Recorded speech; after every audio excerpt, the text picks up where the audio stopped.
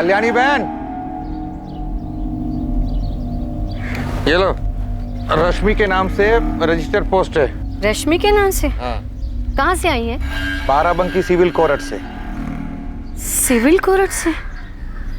रश्मि के नाम वहां से क्या भेजा है? खोल के पढ़ लीजिए ना, या रश्मि को ही फोन करके पूछ लीजिए अब क्या गुल खिलाया उसने। चलते हैं।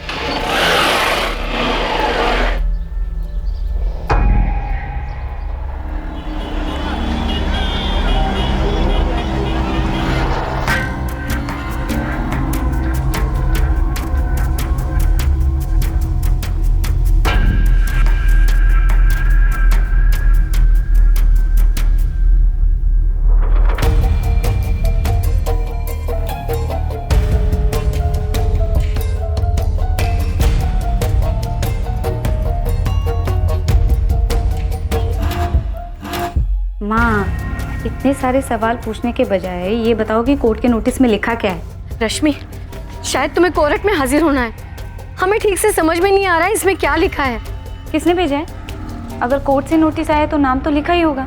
इस पर किसी मनोज पाठक का नाम लिखा है। ठीक है, एक काम करो, विकास को बोलो कि वो उसकी फोटो खींच के भेज दे, हम देख लेंगे, तुम टेंशन मत लो। लेकिन ये है किस बारे में? माँ, हमने कहा ना हम देख लेंगे, तुम बस विकास को बोलो कि वो फोटो खींच के हमें भेज दे। हमें देर हो रही है, हमें मीटिंग के लिए निकलना है। बाय माँ, बाय।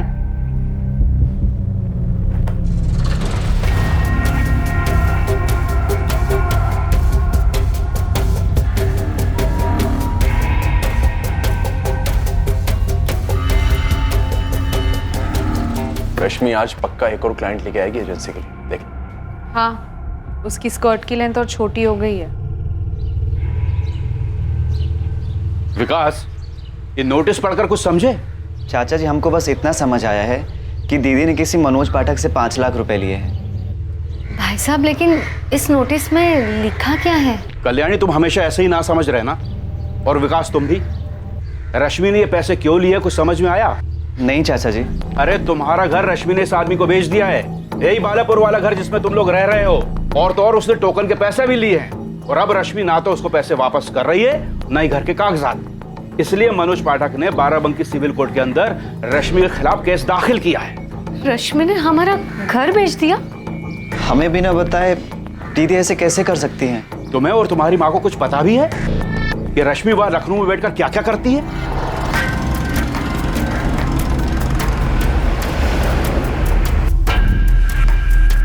रश्मि पांडे क्या करती है, क्या नहीं करती है, और वो क्या कर सकती है, इतना उसका छोटा भाई और माँ तो क्या, शायद कोई भी उसके बारे में नहीं जानता था। रूप, हम बता रहे, इस रश्मि को तो सिर्फ 2 ही चीजें आती है, छोटे छोटे कपड़े पहनना और मर्दों को लुभाना। That's it. पर हर कोई ये जरूर जानता था कि रश्मि हर चीज अपनी मर्जी से और अपने मतलब के लिए ही करती थी। रूप, हम बता रहे, ये रश्मि बहुत ही चालू लड़की है। हमें तो लगता है ये काला जादू भी करती है। काला जादू? क्या बोल रही हो पायल? मतलब कुछ भी? और नहीं तो क्या, वो हमेशा हमसे हमारे क्लाइंट्स छीन लेती है। आखिर उसको पता कैसे चलता है हम कहाँ किस क्लाइंट को क्या ऑफर दे रहे हैं? हाय Kapil, may I come in? Rashmi, come in, come in. कैसी हो? I'm good. What about you? बस अच्छा, बैठो। प्लीज। हमें पता है कि जब वो क्लाइंट से मिलती है तो वो जानबूझकर अपने शर्ट का दूसरा बटन भी खुला रखती है। बहुत चालू चीज है ये रश्मि। बीरेन सर, हमें पूरा भरोसा है कि रश्मि अपने क्लाइंट्स के साथ फिजिकल भी होती है। और सर, उसने अपने केबिन में एक मेंढक भी रखा हुआ है। मेंढक? यस सर, एक डेकोरेटिव पीस।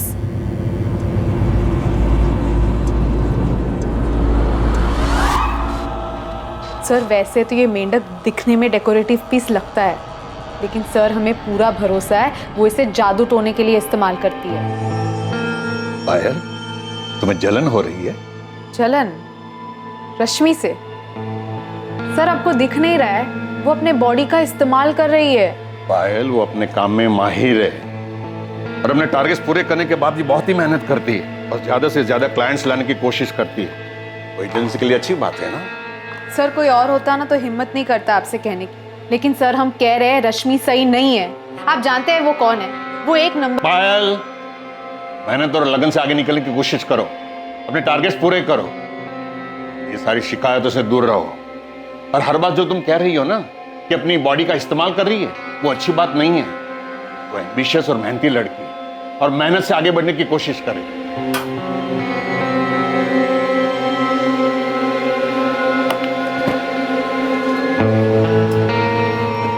हमारी बात याद रखना, वो अजीब ही है, बता रहे हम। जब सबको पता चलेगा ना, तब समझ में आएगा।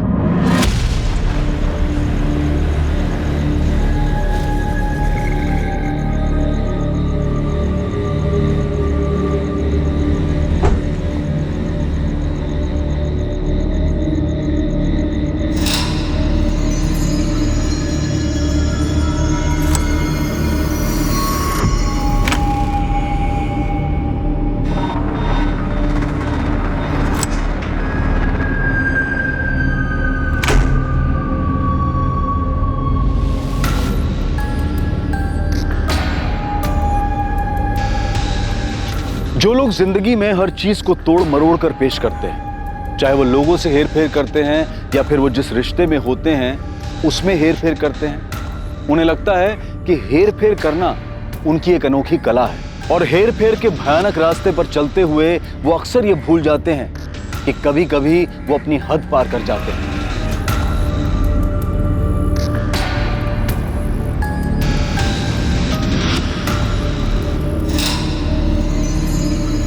और ऐसा भी होता है कि कोई और उनकी इस हेरा फेरी पर पलटवार कर देता है।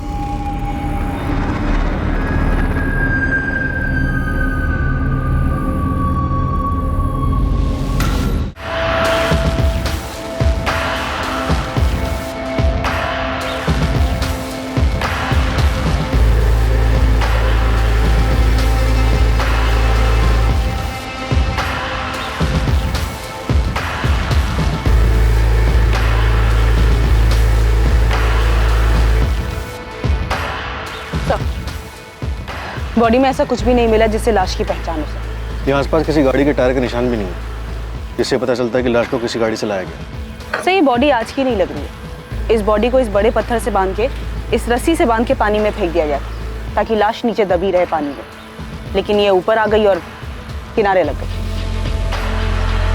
सर, यहाँ एक टैटू है, शायद इस टैटू से इस लाश की पहचान हो जाए। टी-शर्ट।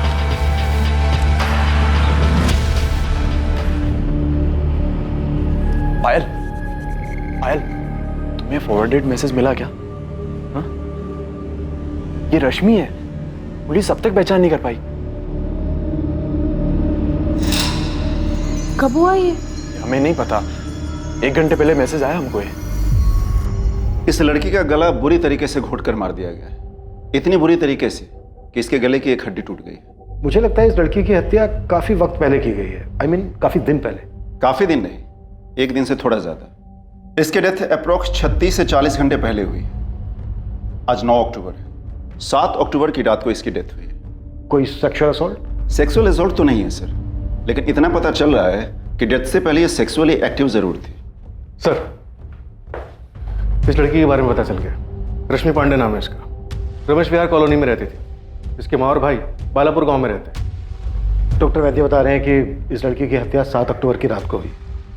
तो कल 8 अक्टूबर को किसी ने इससे मिलने या बात करने की कोशिश नहीं की? सर, इसके बॉस का कहना है कि 4 दिन की छुट्टी पे थी।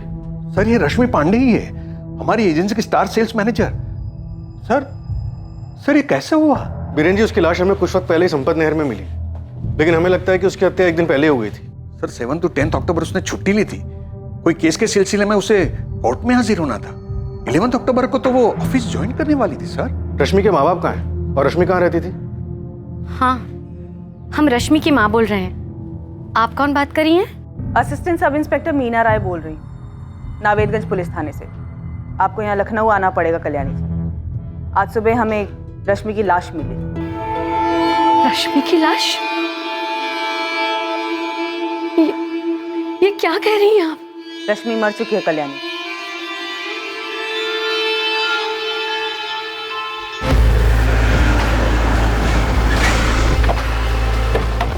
मैम, ये रश्मि का घर है, वो यहीं रहती थी।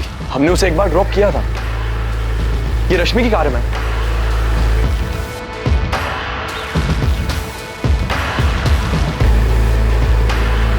रश्मि यहाँ अकेले रहती? जी हमें तो यही पता है। दरवाजा तो लॉक है, इसकी दूसरी चाबी हो सकती है किसी के पास? किसी को जानते हो, मकान मालिक या कोई और? नहीं हमें नहीं पता, हमने बस एक बार ड्रॉप किया था, वो भी इसलिए कि उसकी कार सर्विस पे गई थी। हम तो 1 साल से बस यही जानते हैं कि ये घर शायद उसका खुद का है। रश्मि की माँ या उसके भाई विकास को जानते हो? उनके पास हो सकती है इसकी डुप्लीकेट चाबी? नहीं मैम, हमें कुछ भी नहीं पता, हम उनसे कभी नहीं मिले।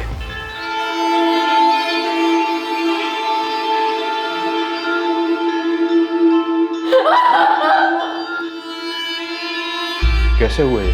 अभी तो तहकीकात शुरू है। आप? हम भोलाराम पांडे, रश्मि के चाचा। कब हुए ये? अभी पता चला कि 7 अक्टूबर की रात को हुआ। आप लोगों के पास रश्मि के रमेश विहार कॉलोनी वाले घर की चाबी है या उसके मकान मालिक का फोन नंबर? नहीं हमारे पास नहीं है। घर की चाबी किसी के पास नहीं है सर, और ये भी क्लियर नहीं है कि रश्मि उस घर में रेंट पे रह रही थी या ये उसका खुद का घर था। बिना तुम मजिस्ट्रेट साहब के ऑफिस जाओ और वहां से रश्मि के घर का लॉक तोड़ने के ऑर्डर्स लो। मैं रश्मि के भाई, माँ या चाचा जो भी बात करने की हालत में है उससे बात करता हूँ।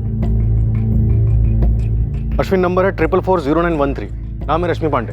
जितना जल्दी हो सके इसके कॉल रिकॉर्ड्स निकलवाओ। रश्मि शादीशुदा नहीं थी, उसका कोई दोस्त या बॉयफ्रेंड था यहाँ? साहब इस बारे में तो कल्याणी को भी कुछ पता नहीं होगा। क्यों? क्योंकि उसको कुछ पता होता तो हमको जरूर बताती। रश्मि और विकास के पिता शंकर मेरे बड़े भाई थे, वो अब इस दुनिया में नहीं रहे, तो अब हम ही। विकास तुम्हें तो पता होगा, काफी क्लोज रहे होगे रश्मि के। नहीं पता साहब, रश्मि दीदी कभी कुछ बताती ही नहीं थी। रश्मि यहाँ जिस कोठी में रह रही थी उस कोठी की कोई भी डिटेल्स नहीं है आप लोगों के पास? नहीं सर। रश्मि की कोर्ट में पेशी थी किसी केस के लिए, किस केस के लिए थी ये तो पता होगा या ये भी नहीं पता? वो पता है साहब, किसी मनोज पाठक ने केस किया था रश्मि दीदी पे। किस लिए? सर उसके घर को लेकर कुछ केस था, कुछ मसला था, लेकिन डिटेल में नहीं बताया था रश्मि ने। ध्रुव और पायल, तुम दोनों रश्मि के कलीग्स हो ना? उसने कभी बॉयफ्रेंड का जिक्र नहीं किया? सर ऐसी कोई बात रश्मि ने तो कभी हमसे नहीं कही, और ना कभी हमने उससे पूछा। पर सर काफी टाइम से उसकी एक फ्रेंड थी सुप्रिया, एक बार रश्मि ने जिक्र किया था उसका। नंबर है उसका? नहीं सर, नंबर तो नहीं है उसका। जिक्र क्यों किया था? मतलब सर बात में जिक्र किया था, कौन सी बात पे किया था ये हमें याद नहीं है। ध्रुव उतना ही बोलो जितना बोलना चाहिए। अरे जो उन्होंने पूछा हमने बस वही तो बताया कि सुप्रिया उसकी फ्रेंड है, बस। आगे देखा नहीं कैसे पूछा था, क्यों जिक्र किया था उसने? ज्यादा मुंह मत खोलो अपना। रश्मि पांडे के बारे में कोई कुछ नहीं बोलने वाला था, क्योंकि रश्मि पांडे के बारे में लोगों को ज्यादा कुछ पता नहीं था। पर कई लोगों को बहुत कुछ पता था, पर वो मुंह नहीं खोलना चाहते थे। रश्मि की जिंदगी के कई पहलू थे और वो एक ही वक्त पर अलग अलग कई जिंदगियां जी रही थी।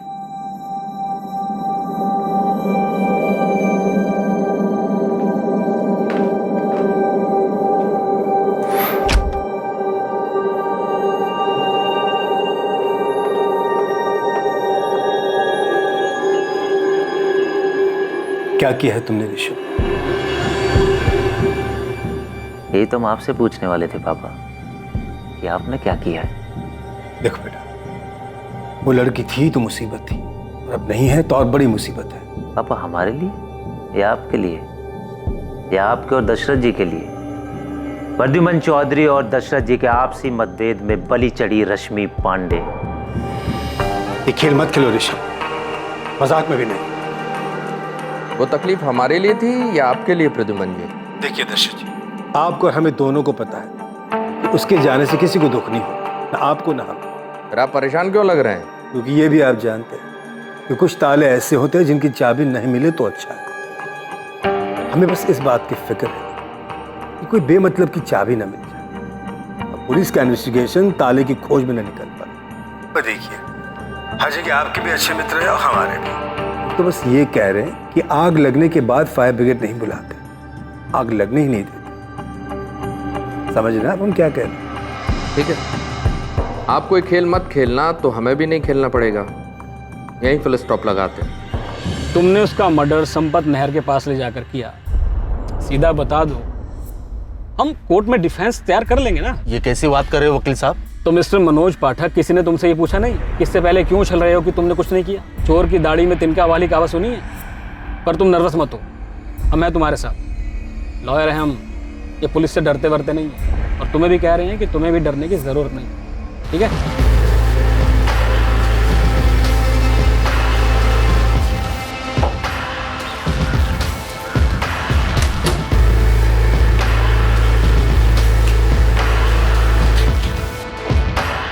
पूरा घर अच्छे से स्कैन करना, एक एक ड्रॉअर, मोबाइल हो या कुछ भी, ठीक से स्कैन करना।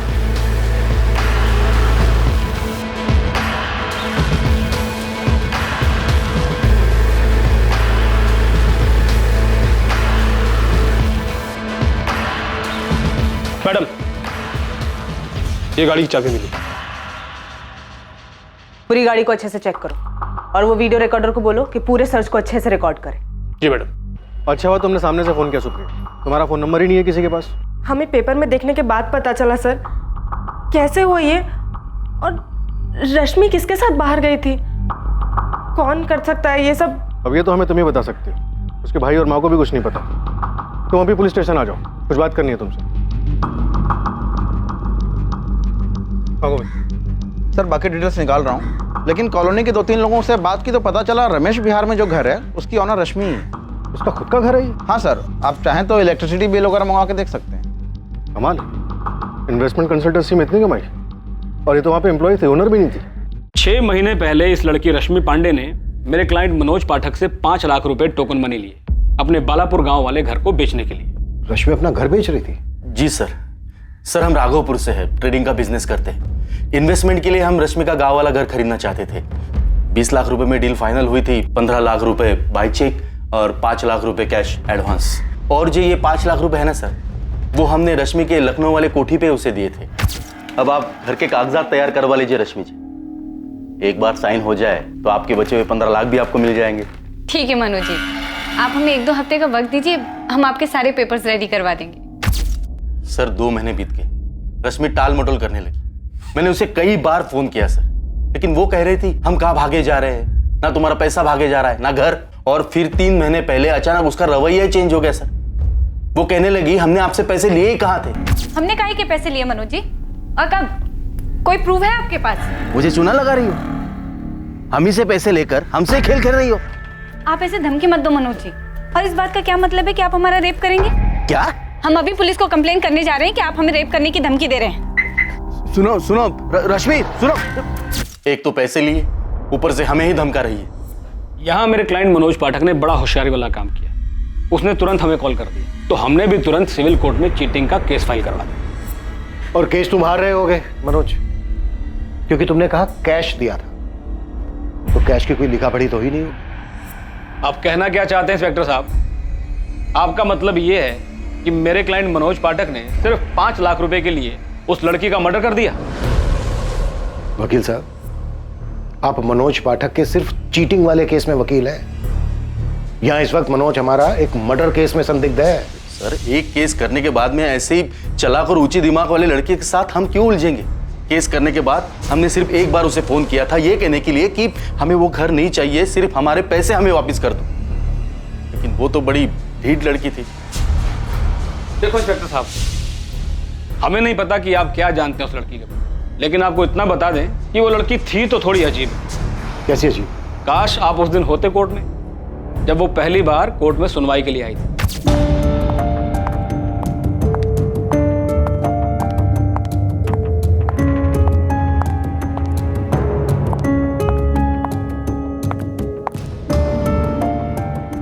ये क्या है?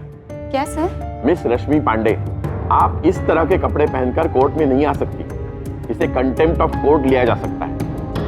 आज की सुनवाई खारिज की जाती है। The court is adjourned. जज तक हैरान रह गए थे उसकी हरकत को देखकर। वकील साहब, यहाँ पर रश्मि का मर्डर हुआ है, रश्मि ने कोई हरकत नहीं की। इंस्पेक्टर साहब, आप थोड़ी और जानकारी हासिल कीजिए उस लड़की रश्मि पांडे के बारे में। आपको खुद ब खुद पता चल जाएगा कि वो किन किन हरकतों में व्यस्त थी।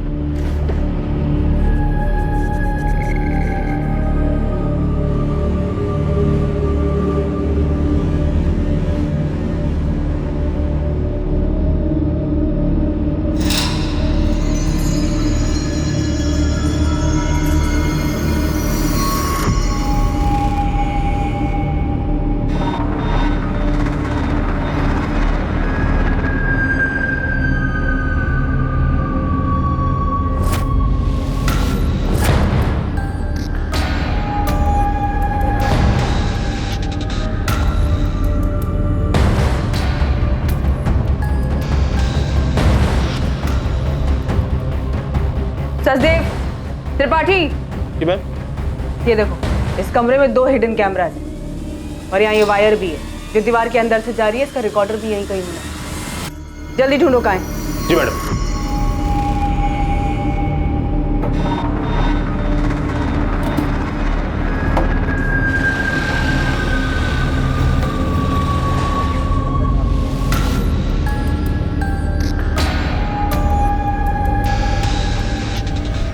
नहीं साहब, इस कल्याणी और उस बेवकूफ विकास को तो कुछ पता ही नहीं था कि रश्मि ने घर बेचने की कोई हरकत की है। वो तो घर पर जब नोटिस आया तब जाकर पता चला कि ऐसा कुछ हुआ है। रश्मि 7 अक्टूबर को दोपहर में कोरट से घर वापस आई थी। कल्याणी जी, ऐसा कैसे हुआ कि रश्मि ने घर बेचने की बात की और ना ही आपको कुछ बताया और ना ही विकास को? उसने घर बेचने की बात की थी।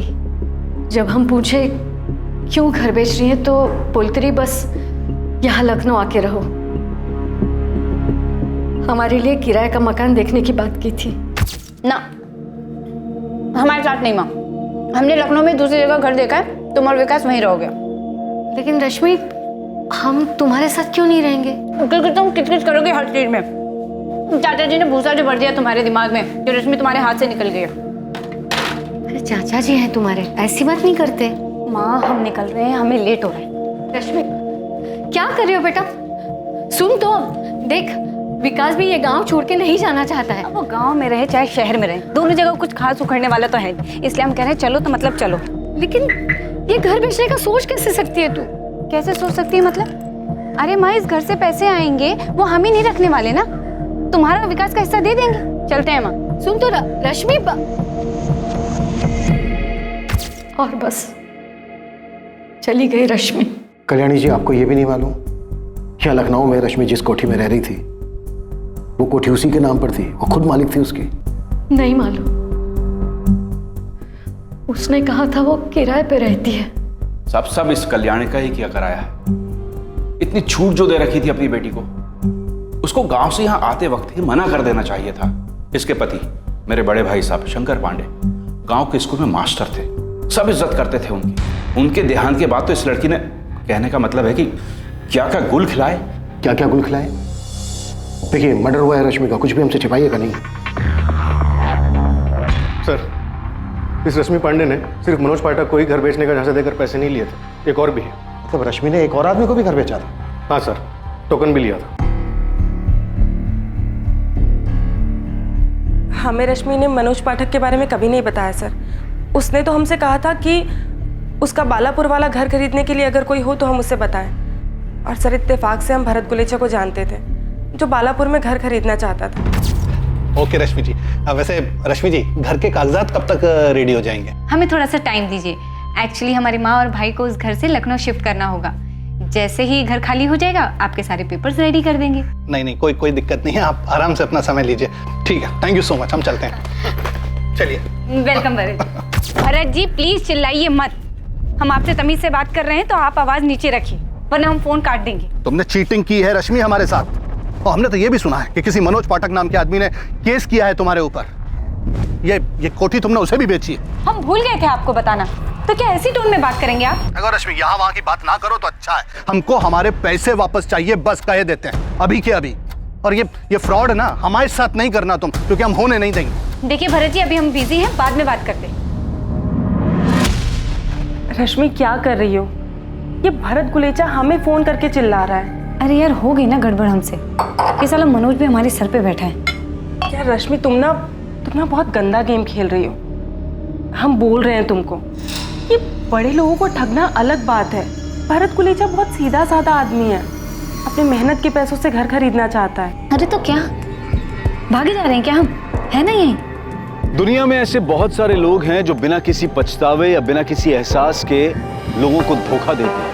लोगों को धोखा देकर उनसे लिए हुए पैसों पर ऐशो आराम की जिंदगी गुजारते हैं। किस मिट्टी के बने होते हैं ऐसे लोग? क्यों उन्हें अपने गुनाहों पर कोई पछतावा नहीं होता?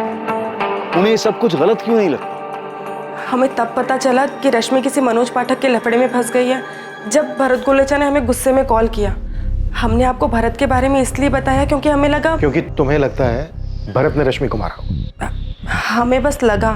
सुप्रिया, बड़े लोगों को ठगना एक अलग बात है, इसका क्या मतलब है? किन बड़े लोगों को ठगा था रश्मि ने? नहीं सर, हमने तो बस ऐसे ही कह दिया था। हमें लगा कि शायद बड़े लोग तो पैसे भूल भी जाएं इसलिए। ये कोठी रश्मि की खुद की है? इतने पैसे कहाँ से आए उसके पास? हम रश्मि को तब से जानते हैं जब वो ऑलरेडी उस कोठी में रहती थी। उसने वो कैसे खरीदी और कब खरीदी हम नहीं जानते। सुप्रिया, हमें रश्मि की लाश संपत नहर के पास मिली। पोस्टमार्टम रिपोर्ट कहती है कि हत्या से पहले रश्मि ने किसी के साथ शारीरिक संबंध बनाए थे। 7 अक्टूबर को रश्मि किसके साथ गई होगी? सर ये तो हम नहीं जानते। रश्मि से हमारी आखिरी बार 5 तारीख को बात हुई थी। उसके बाद से ना ही मेरी रश्मि से बात हुई और ना ही हम मिले। रश्मि का कोई बॉयफ्रेंड था? नहीं सर, उसका कोई बॉयफ्रेंड नहीं है। सुप्रिया, रश्मि के घर कोई तो आया था। सर ये तो हम नहीं जानते और हम ये भी नहीं बता सकते कि कौन हो सकता है।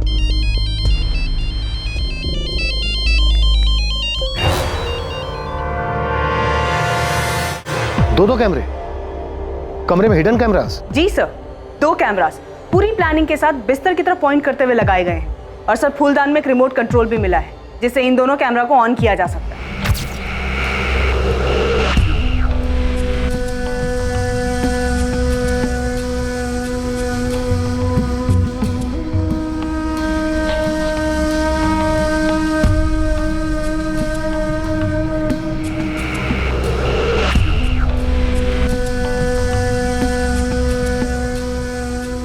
लेकिन सर कुछ वायर्स दिख रहे हैं। रिकॉर्डर निकाल लिया गया है। ऐसा लग रहा है ये वायर्स उसी रिकॉर्डर से कनेक्टेड थी। ये रश्मि कोई सीधी सादी लड़की तो थी नहीं, कुछ ना कुछ तो गड़बड़ कर रही थी।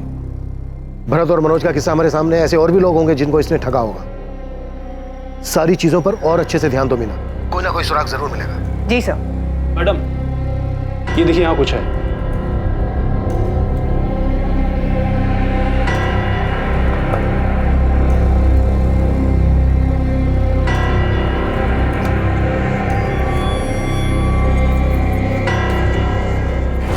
मैडम ये तो एक डिजिटल सेफ लॉकर है। पासवर्ड? हाँ विकास, पासवर्ड। ये एक डिजिटल लॉकर है, इसका पासवर्ड होगा। रश्मि ने कभी तुम्हें इसके पासवर्ड के बारे में कुछ बताया? दीदी ने तो हमको कभी नहीं बताया। मैडम जी, हमको पता भी नहीं है क्या चीज़ है। लॉकर? हाँ, फोटो के पीछे एक छोटा सा छुपा हुआ शेल्फ है जिसके अंदर एक डिजिटल लॉकर है। हम इस लॉकर के बारे में कुछ भी नहीं जानते मैम, तो हमें इसका पासवर्ड कैसे पता हो सकता है? अच्छा, और ये जो हिडन कैमरास लगे हुए हैं इनके बारे में तो पता ही होगा तुम्हें? कसम से मैम, हमें इन सब चीज़ों के बारे में बिल्कुल भी नहीं पता है। सुप्रिया, तुम रश्मि को कब से जानती हो? 2 साल से मैम। रश्मि से हमारी मुलाकात आरके इन्वेस्टमेंट कंसल्टेंसी में हुई थी। वो वहाँ पहले जॉब करती थी। हमारा ऑफिस भी उसी कॉम्प्लेक्स में था, इसीलिए हमारी मुलाकात हो गई। दोस्ती थी, पर मैम हम सच कह रहे हैं, हम इन सब चीज़ों के बारे में कुछ नहीं जानते हैं। सर, हमें किसी लॉकर मैकेनिक को बुलाकर ये डिजिटल लॉकर खुलवाना चाहिए। हाँ ठीक है, बुला लो, खुलवा लो, लेकिन वीडियो जरूर बनवा लेना। जी सर। तेरी शक्ल देख के लग रहा राजू तुझे कुछ तो पता है। बहुत सी गलियों में टेंशन का माहौल है। इस लड़की के मर्डर में बहुत बड़ा हाथ है भाई। रोड तो बता, गली में पकड़ लूंगा। नो एंट्री वाली गली है। लेकिन देख गोविंद, इसके घर में बहुत सारे लोगों का आना जाना था। कमरे में 2 कैमरे लगे हुए मिले हैं। ब्लैकमेल का मामला है और भी बहुत कुछ। फिलहाल तो मैं सिर्फ इतना ही जानता हूँ कि लड़की कुछ ज्यादा ही उड़ रही थी। अबे तो सस्पेंस क्यों बढ़ा रहा है? हिंट तो दे, किसने किया है कांड? इब्राहिम, पिछले 2 दिनों से 7 अक्टूबर और 8 अक्टूबर की रातों के जितने भी रोड साइड सीसीटीवी फुटेजेस थे हमने सारे के सारे चेक किए, लेकिन ये रश्मि पांडे ना किसी के साथ और ना किसी गाड़ी में जाती हुई दिखाई दी। इंस्पेक्टर महादेव, एक बार और चेक कीजिए संपत नहर के रास्ते के आसपास कहीं कोई संदिग्ध गाड़ी या फिर टैक्सी। अगर बॉडी को नहर में डंप करने के लिए गए थे तो इसका मतलब है कि कहीं से तो मार के लाया गया होगा। ठीक है, मैं चेक कर लेता हूँ। हम क्यों मारेंगे सर उसको? हमारे पैसे तो डूब ही गए थे। जीना हराम कर दिया था सर उसने। पैसे दे नहीं रही थी, ऊपर से फंसाने की धमकी अलग। क्या कहा तुमने भरत? तुम हमारा रेप करोगे? ओ मैडम, हम सिर्फ अपने पैसे की बात कर रहे हैं बस। तो इसलिए तुम हमारे साथ ऐसे घिनौनी हरकत करोगे? तुमने कहा तुम हमारा रेप करोगे। ओ मैडम, आप बात को कहीं से कहीं ले जा रहे हैं। हम अभी के अभी पुलिस स्टेशन जा रहे हैं तुम्हारी कंप्लेन करने। सही बता रहे हैं। उसके बाद तो हमने उसे फोन करना ही बंद कर दिया। कभी कभी सुप्रिया को फोन करके अपना टुकड़ा जरूर होते थे हम कि हमारे पैसे अलग डूब गए और हमें धमकी दे रही है कि पुलिस में। सुप्रिया को पता है कि रश्मि आपको इस तरह की धमकी दे रही थी? हाँ सर, उसको तो बताया था ना हमने।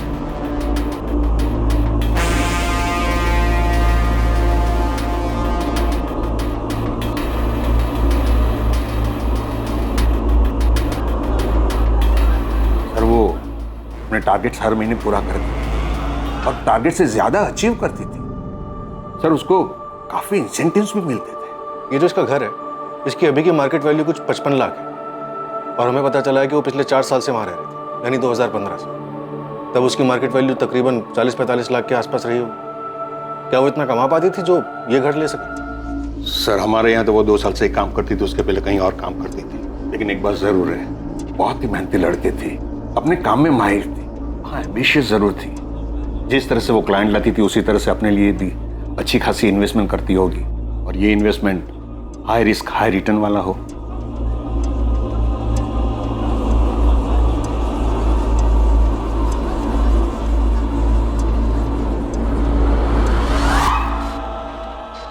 नहीं सर, उस घर में ऐसा कोई भी निशान नहीं मिला जिससे ये लगे कि वहाँ कुछ हुआ हो या फिर रश्मि को वहाँ मारा गया हो। वो लॉकर? सर लॉकर कंपनी 1 या 2 दिन में मैकेनिक को भेज रहे हैं। 2 लोग, मनोज और भरत, दोनों को ठगा इसने और लोगों को भी ठगा होगा, बड़े लोग भी शामिल होंगे इसमें। सर मुझे सुप्रिया पे ज्यादा शक हो रहा है, काफी कुछ है जो ये नहीं बता रही है। ये रश्मि कैसी लड़की थी? यहाँ लखनऊ में इतना बड़ा घर, गांव के घर को बेचने की आड़ में लोगों को इस तरह पैसे लेकर ठग रही थी, और गांव में माँ और भाई को गांव के घर के बिक्री के बारे में कुछ पता ही नहीं था। सर मुझे लगता है कि इस रश्मि के बारे में और भी बहुत कुछ है। उस दीवार के पीछे वाले लॉकर में से शायद हमें बहुत कुछ मिले। कॉल रिकॉर्ड्स कब तक आ रहे हैं? आज शाम तक आ जाएंगे।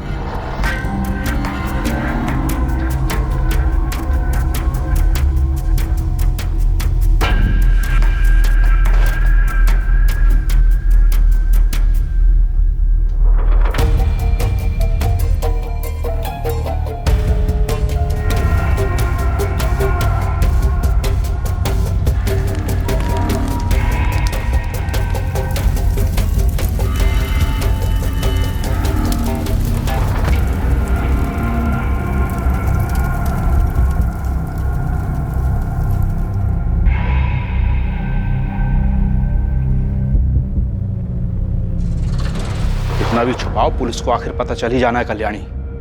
किसी का अतीत ऐसे छुपता नहीं है, खासकर उस वक्त जब हत्या इस तरह से की गई हो। तो आप ही बता दीजिए ना भाई साहब। हम बताएं? ये तो तुमको बताना चाहिए कल्याणी। हम तो आज भी हमेशा की तरह तुम्हारे साथ में खड़े हुए हैं। रश्मि की इन सारी हरकतों की जिम्मेदार तुम हो। हम क्या करते भाई साहब, क्या करते हम? रश्मि कभी हमारी बात सुनती नहीं थी, ना विकास की बात कभी सुनी। आप तो घर के बड़े हैं, आपने भी तो बात की थी उससे। कुछ तो था जो रश्मि पांडे के परिवार वाले जानते थे, लेकिन वो पुलिस को नहीं बता रहे थे।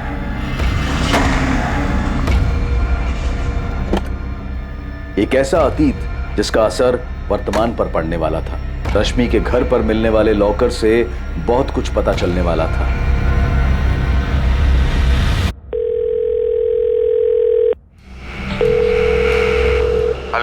हेलो, मैं सब इंस्पेक्टर इब्राहिम शेख बोल रहा हूँ।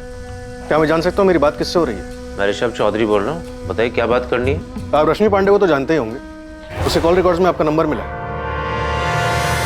हाँ जानते हैं, मतलब एक टाइम पे हम उसे अच्छे से जानते थे, एक दूसरे के साथ घूमा करते थे, और अब नहीं। ओह, लेकिन आपकी बातें तो रेगुलर होती थी। एक हफ्ते पहले आपकी बात हुई थी।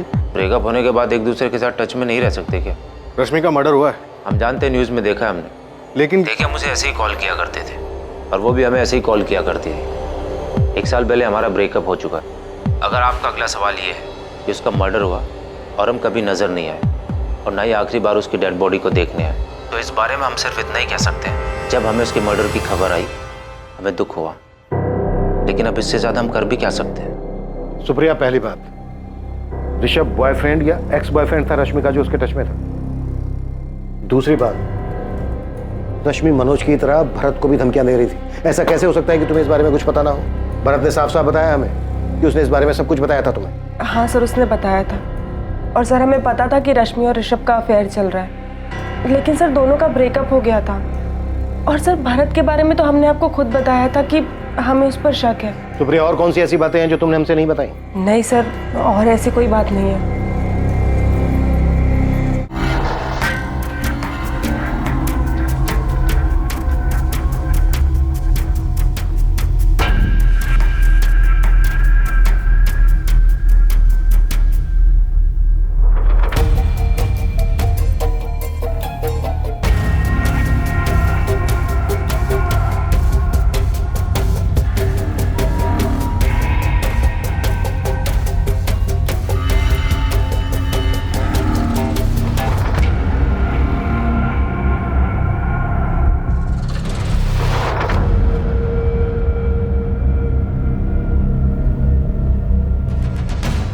सर ये ऋषभ चौधरी बाहुबली पॉलिटिशियन प्रद्युमन चौधरी का बेटा है। ये लड़की रश्मि और पॉलिटिशियन का बेटा ऋषभ चौधरी। कहीं ऐसा तो नहीं है कि सुप्रिया ने जानबूझकर हमें ऋषभ के बारे में नहीं बताया? ऋषभ, हमारा यकीन करो, हमने पुलिस को तुम्हारे और रश्मि के बारे में कुछ नहीं बताया है। लेकिन ये तुम भी जानते हो कि अगर हम पुलिस को तुम्हारे बारे में नहीं भी बताते तो भी वो रश्मि के फोन से या उसकी कॉल रिकॉर्ड से तुम्हारे बारे में जान सकते हैं। क्या क्या बताया तुमने? भरत के अलावा और कुछ नहीं बताया। ठीक है, अपना ध्यान रखना। और सुप्रिया, कसम से हमने रश्मि के साथ कुछ नहीं किया। ओके। तो रश्मि पांडे के फोन की आखिरी लोकेशन वीआईपी एनक्लेव है। VIP enclave? ये तो पॉश लोकेलिटी है। यहाँ पर तो काफी पॉलिटिशियंस के घर हैं। और हमारा संदिग्ध एक पॉलिटिशियन का बेटा है जो रश्मि का एक्स बॉयफ्रेंड भी है। ये सुप्रिया पक्का कुछ छुपा रही है। सब लॉकर में काफी कुछ मिला है, काफी अजीब चीजें। सर, ये मेंढक और सिक्के के डिजाइन को देख के लग रहा है कि कोई काला जादू का चक्कर है। सर ये मेंढक तो मैंने रश्मि के ऑफिस के केबिन में देखा था। जब मैं वहां रश्मि की चीजों के बारे में जानकारी लेने गया था तब मैंने देखा था। मुझे लगा कि ये कोई डेकोरेटिव पीस है, लेकिन एक जैसे दो, एक रश्मि के ऑफिस में, एक रश्मि के घर के लॉकर में। जरूर इसका कुछ मतलब है सर। ये रश्मि क्या थी, कर क्या रही थी? ये पेन ड्राइव चेक करते हैं, इनमें उसके रूम की रिकॉर्डिंग हो सकती है।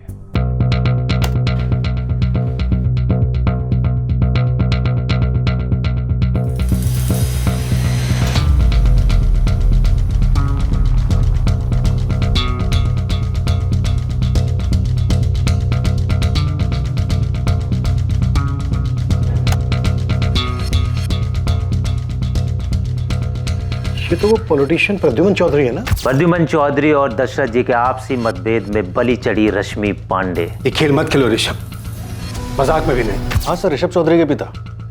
लेकिन ऋषभ तो रश्मि का बॉयफ्रेंड था। उसके पिता यहाँ? तो हमें बाकी के पेन ड्राइव भी चेक करने चाहिए।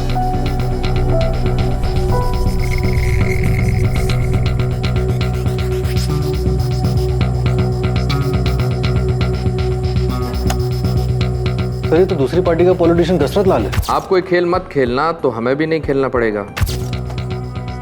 चल क्या रहा था? तो यहाँ पे 2 पेन ड्राइव्स और हैं। इस रश्मि के घर में बड़े लोगों का आना जाना था और वो सबकी रिकॉर्डिंग कर रही थी। तो इस केस में बहुत कुछ है। प्रद्युमन चौधरी और दशरथ लाल के अलावा और भी लोग थे जो रश्मि के साथ थे, और रश्मि ने इन सब की भी वीडियो रिकॉर्डिंग बनाई थी। हालांकि इस वीडियो रिकॉर्डिंग में पुलिस सबकी पहचान नहीं कर पा रही थी, लेकिन पुलिस को यह पता चल रहा था कि ये बड़ी पहुंच वाले लोग थे। अब इस केस में रश्मि पांडे के बारे में और भी बहुत कुछ सामने आने वाला था।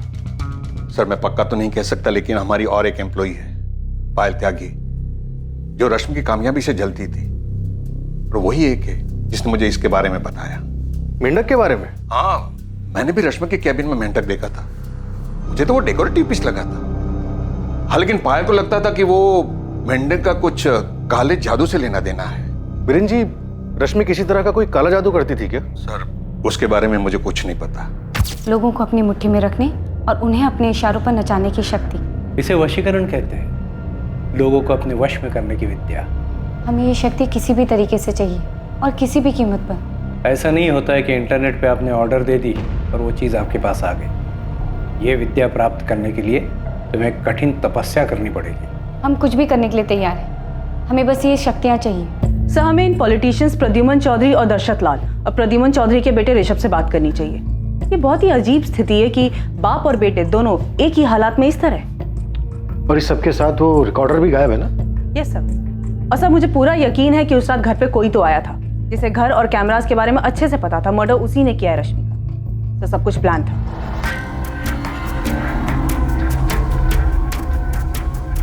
वो लड़की तुम्हारे लायक थी ही नहीं ऋषभ, तुम बेकार हम पे गुस्सा कर रहे। पापा हमारे लायक थी या नहीं, अब बात उसकी नहीं है। पापा हमारे दिल में उसके लिए कुछ नहीं है। हमारे दिल में एक सच है और हमें ये नहीं पता कि उसका सामना कैसे करना है। 7 अक्टूबर की रात को कोई रश्मि के घर गया था पापा।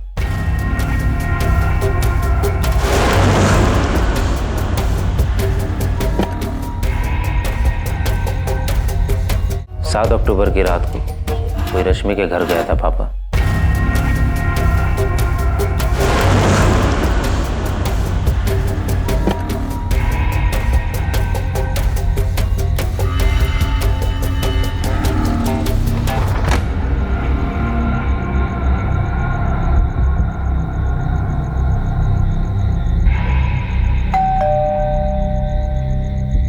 लेकिन हमने उसको नहीं मारा है ऋषभ, और हम जानते हैं कि रश्मि को तुमने ही मारा है। इंस्पेक्टर शुक्ला, मैं इस लड़की रश्मि पांडे के बारे में बहुत अच्छे से जानता हूँ। 3 साल पहले भी इसने एक बड़े आदमी की जिंदगी बर्बाद की थी। कौन है ये आदमी? हरीश? पारितोष मिश्रा नाम है उनका, टैक्स डिपार्टमेंट में विजिलेंस ऑफिसर है। हरीश, क्या हुआ था 3 साल पहले? इस केस में हमने रश्मि पांडे को जेल में भी डाला था। ये रश्मि पांडे बहुत शातिर थी और उसके परिवार वालों को भी उसके बारे में सब कुछ पता था। उसके परिवार वालों ने हमें रश्मि के जेल जाने के बारे में कुछ नहीं बताया। पारितोष को रश्मि ने फंसाया था और धोखा दिया। शायद रश्मि को मारकर पारितोष ने अपने बर्बादी का बदला लिया हो। रश्मि, तुमने बहुत गंदा खेल खेला है मेरे साथ, धोखा दिया हमें। तुम्हारे पास 2 रास्ते हैं पाली, या तो जाल से बाहर निकल आओ या फिर फंसते चले जाओ। यू डोंट नो मी, तुम हमें बिल्कुल नहीं जानते, बिल्कुल भी नहीं। अब तुम देखो हम क्या करते हैं। रश्मि के साथ बहुत बुरा हुआ, लेकिन रश्मि ने भी बहुत से लोगों के साथ बुरा किया।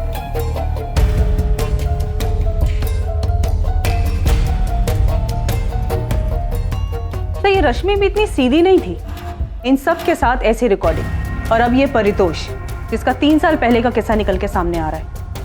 सर, हमें इस परितोष की स्टोरी जाननी है। इस परितोष ने रश्मि को जेल भेजा और उसकी फैमिली ने हमें एक बार भी नहीं बताया। रश्मि की माँ और चाचा इससे बिल्कुल अनजान बन गए, लेकिन लगता नहीं है कि वो इतने अनजान है। सर, इन सब के साथ एक नाम और जोड़ना चाहिए। ये कौन सा नया एंगल निकल आया? सर, रश्मि के ऑफिस से गोविंद खबरी खबर लाया। रश्मि का उसकी कलीग पायल त्यागी के साथ 36 का आंकड़ा था, और ये आंकड़ा मर्डर करने तक पहुंच गया। पत्थर इतना भारी नहीं था जितना होना चाहिए था। मिसिंग ही रह जाती अगर बॉडी नहीं मिलती तो, है ना? देखो बेटा, रश्मि तो अब रही नहीं और तुमसे ये सब कुछ संभलेगा भी नहीं, और तुम्हारी माँ को ज्यादा कुछ आता भी नहीं है। तो बेटा हम ऐसा करते हैं कि रश्मि का जो लखनऊ वाला घर है उसका अच्छा सौदा करवा देते हैं। उससे तुम्हें और तुम्हारी माँ को काफी फायदा हो जाएगा और अच्छा पैसा भी मिल जाएगा, है बेटा? बेटा, रश्मि जिस तरह की जिंदगी जी रही थी उसके साथ तो ऐसा होना ही था।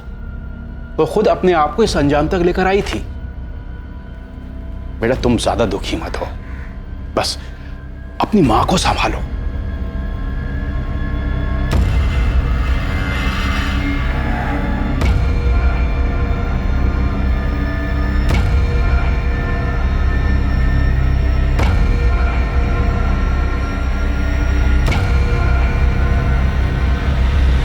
रश्मि के तार कई जगहों पर जुड़े हुए थे, पर क्यों जोड़े थे उसने ये तार? क्या वो बड़ी पहुंच वाले लोगों के ऊपर पकड़ रखना चाहती थी, या फिर वो ये सब इसलिए कर रही थी ताकि वो खुद एक पावरफुल इंसान बन सके? रश्मि के इस काले जादू का क्या एंगल था, और 3 साल पहले रश्मि जेल क्यों गई थी? यकीनन अपराधी ने यह चाहा था कि रश्मि की लाश संपत नहर के किनारे पर कभी ना आती, पर वो आई और रश्मि गुमशुदा बनकर नहीं रह गई। ये किसकी साजिश थी? किसने किया था ये सब? इन सभी सवालों के जवाब हमें मिलेंगे कल रात 10:30 बजे इस केस के दूसरे और आखिरी भाग में। जय हिंद।